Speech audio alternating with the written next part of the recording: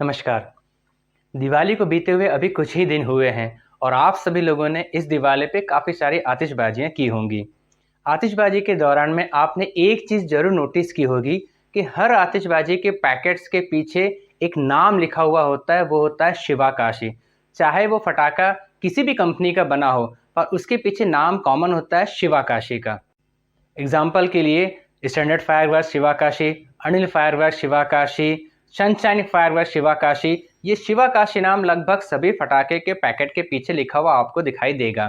आज का ये वीडियो इसी टॉपिक के ऊपर है कि शिवाकाशी है क्या और ये क्यों इतना ज़्यादा फेमस है पटाखों की इंडस्ट्री के मामले में।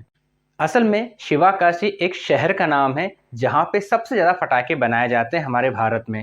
पूरे भारत के 90% पटाखे शिवाकाशी नाम के शहर में बनाए जाते हैं, वो भी वहाँ की डिफरेंट डिफरेंट कंपनीज में। सबसे पहले हम बात करेंगे शिवाकाशी की हिस्ट्री के बारे में। कहा जाता है कि 16वीं शताब्दी में वहाँ के राजा हुआ करते थे हरिकेशरी पक्कीरामा। वो एक बहुत बड़े शिव भक्त थे। एक बार वो काशी विश्वनाथ के दर्शन करने के लिए काशी पहुंचे। दर्शन करने के बाद में उन्होंने वहां से एक शिवलिंग लेके आया और उसे यहाँ पे शिवाकाशी में स्थापित किया गया। तब से इस शहर का नाम शिवाकाशी पड़ गया। अब बात करते हैं कि आखिर कैसे शिवाकाशी में पटाखा इंडस्ट्री की शुरुआत हुई। इसके लिए हमें आज़ादी के पहले के कुछ वर्षों में जाना होगा। असल में शिवाकाशी की जलवायु खेती के लिए बिल्कुल भी उपयुक्त नहीं थी। वहाँ पे अक्सर सूखा पड़ा करता था। 1923 के आसपास की बात है। शिवाकाशी शहर के ही दो भाई अय्या नाडर और शनमुगा नाडर काम की तलाश में कलकत्ता पहुंचे। वहीं कलकत्ता की एक माचिस बनाने की फैक्ट्री में उन दोनों ने काम करना शुरू किया। उसी फैक्ट्री में काम करते हुए उन्होंने पटाखों के बारे में भी जाना और माचिस बनाने के काम के बारे में भी जाना। ये काम सीख के वो वापस लौट आए अपने शहर शिवाकाशी में और 1925 में अय्या नाडर जी ने पहली अपनी कंपनी की शुरुआत करी जिसका नाम था नेशनल फायरवर्क्स। और इस तरह से उन्होंने अपनी कंपनी में पटाखे बनाने का काम शुरू किया और आसपास के परिवारों को भी इसी कंपनी में अपने साथ जोड़ा, क्योंकि वहाँ के जो बाकी परिवार थे वो भी सूखे और बेरोजगारी से काफ़ी ज़्यादा परेशान रहा करते थे।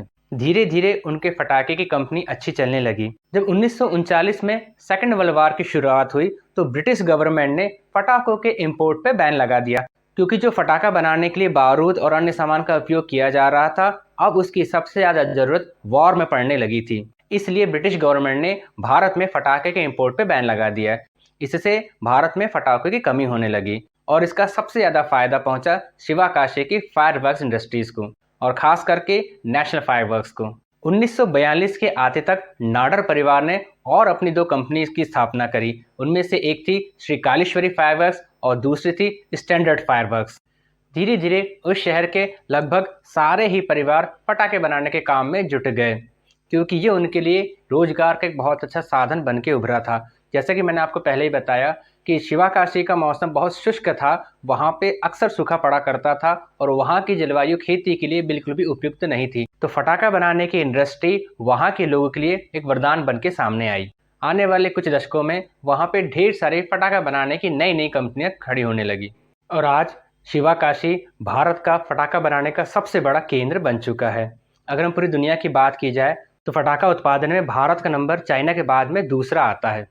तो आज के हमारे इस वीडियो में हमने इंडिया के फायरवर्क्स इंडस्ट्रीज़ के बारे में जाना, उसके इतिहास के बारे में जाना और साथ ही एक ऐसे शहर के बारे में जाना जहां पे इंडिया के 90% से ज़्यादा फायरवर्क्स का निर्माण किया जाता है। आज की वीडियो के लिए बस इतना ही। अगर आपको वीडियो पसंद आया हो तो इसे लाइक करिए, शेयर करिए और हमारे चैनल को सब्सक्राइब करिए। नमस्कार।